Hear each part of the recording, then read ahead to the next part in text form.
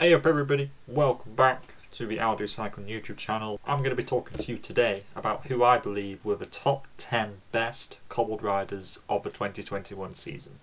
Starting off, number 10, I think it's Christophe Laporte. Laporte had a very good classic season, if you can include Paris Roubaix in that, despite it being in October, and I think it was a definite step up from previous seasons.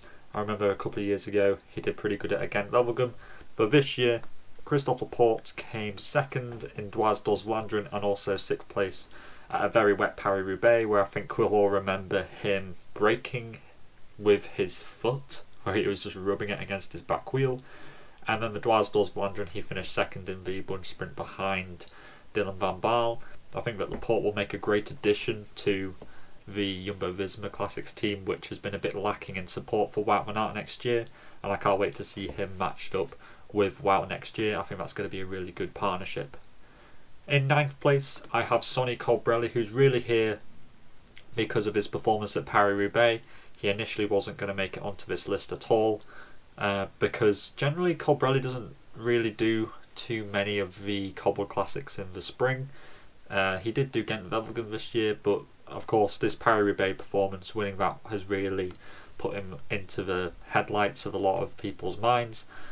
But that Roubaix performance was just outstanding, where he has to be on this list. But I only consider him to be in ninth place because he didn't really do that many cobbled races this year, or well, the ones that he did do, he didn't do very well in. He also got fourth place at Gent-Wevelgem, but he didn't do too great in the likes of an E3, Dwars dos Vlaanderen or a Ronde van Vlaanderen, which therefore makes me believe that he isn't actually as great of a cobbled rider as perhaps people are thinking, but perhaps he just got quite lucky on like the day of Roubaix. In 8th place, I've got Greg van Avermaet, aka Golden Greg, but we can't call him that anymore because of the Olympics which have gone by, and of course he didn't win those. But Greg had a very surprisingly consistent Cobble Classics campaign in the spring. He didn't have a good Roubaix later on, but he did finish 6th at E3, 12th at Gent-Wevelgem, 7th at Dwars dos Vlaanderen, and also I think a performance that a lot of people look over is that he finished 3rd place in Flanders, and I think a lot of people forget that. He managed to attack from that group in the closing kilometres, and Greg was, although he wasn't beating the likes of Van der Poel or Wout van Aert, he was doing a very good job in the spring and actually looked quite revitalised in comparison to a couple of years of a bit of a dry spell for Greg. So good to see him back in 8th place.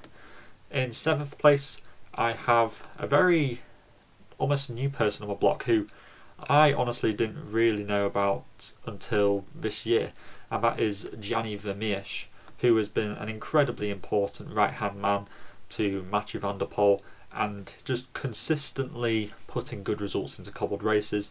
9th at E3, 10th at Gent-Wevelgem, 7th at Flanders in that group behind, but he also did good at Paris Roubaix, where he finished in 15th place. I think this is a very underrated rider. I think Giovanni Vermeer has been an outstanding rider this year and deserves the recognition of being in our 7th place. In 6th place, I have put Anthony Tergis, who, very similar to Vermeer, has had a very consistent and surprisingly good campaign in the Cobble Classics. 12th at E3, 9th at Gent-Wevelgem, 8th at Dwars dos Vlaanderen, and also 8th at Flanders. Followed up later in the year by a 13th place in Paris Roubaix. Tergis has just also stepped up again this year. I always remember him being, kind of there or thereabouts. He was contesting Van der Poel in a sprint a couple of years ago in Dwars dos Vlaanderen. He almost won that race, but Tergis has been incredibly good this year at just being in that front group, that front split all the time, and I think he's absolutely ready to partner up with Sagan next year in 2022 and really take it to some of the other guys now that he might have a bit more support.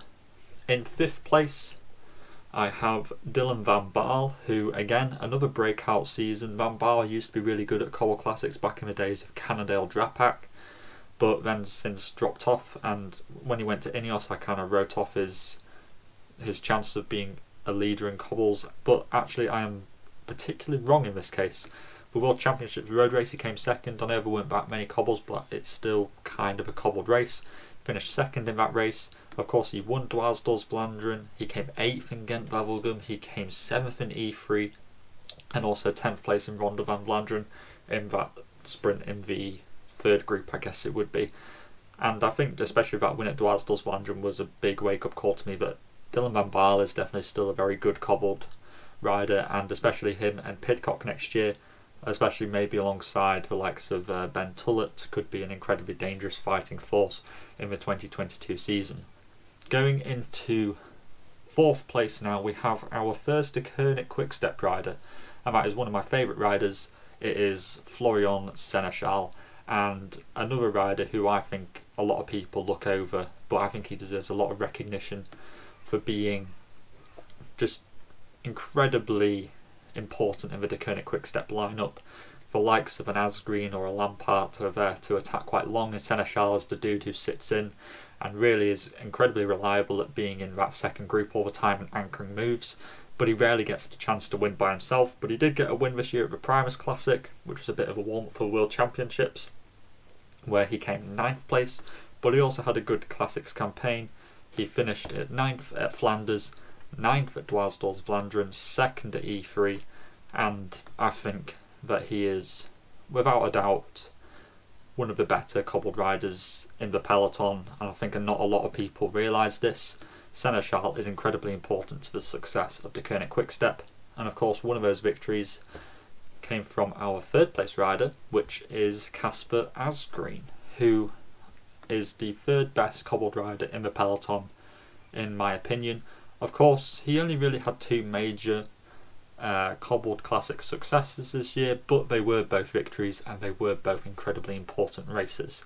E3 and Ronde van Vlaanderen, he won both of those, and I especially remember the E3 victory because he was caught after a long solo attack, and then he attacked in the last 3Ks or so and still won the race. Flanders, of course, we can all remember how he was brave enough to take the sprint to Van der Poel in the finale, and he surprisingly came out with the victory. I think that Caspar Asgreen has grown massively over the last few years into a fantastic cobbled rider, and I can't wait to see what he's going to do in 2022. Now we get into the final 2. Of course, there's probably not many prizes on offer for who you think these 2 will be. 2nd place, I believe, is Wout van Aert, because Wout, despite being incredibly good at cobbled races, and I thought that he didn't have a very good season in terms of cobbles, but although he didn't win, he was very good at always posting a good result. He came 7th at Roubaix, he came 11th at the World Championships, he came 2nd at Brabant-Sipel, which is kind of a cobbled race, 6th at Flanders, he won Gent-Wevelgem, and he also came 11th at E3, but he got dropped to the Tyenberg, of course. He also came 4th at Strade Bianche, which I know isn't a cobbled race, but it's still that kind of off-road element. And although I may have written Wout van Aert as not having a very good cobbled season, he has actually had a good amount of success. It's just that he hasn't won too many of the big races, which probably puts him into that bracket of perhaps not being as successful as people were expecting. But Wout van Aert is definitely still worthy of being called the 2nd best cobbled rider in the pro peloton this year, behind, of course, Mathieu van der Poel, who in my eyes is the best cobbled rider in the peloton. Incredibly just electric, panache-filled rider, just makes so many races so exciting.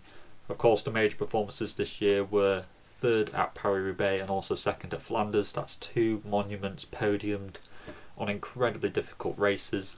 He also came 8th at the Primus Classic, which was after a mechanical.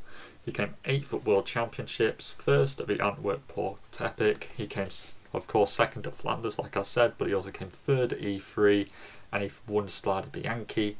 This guy is just insane when it comes to the one-day races. You just can't even compare how good he was to anybody else. He's just absolutely outstanding. He's so dangerous, you don't know what he's going to do. He's just without a doubt the best cobbled rider in the pro peloton, and I refuse to believe that anybody else can contest that this year. But that has been the top 10 best cobbled riders for 2021. Let me know if you think that I've missed anybody or whether you'd rearrange some of the people in this order. And all that's left to say is keep your masks on, stay safe, and I'll talk to you in the next video. Salut!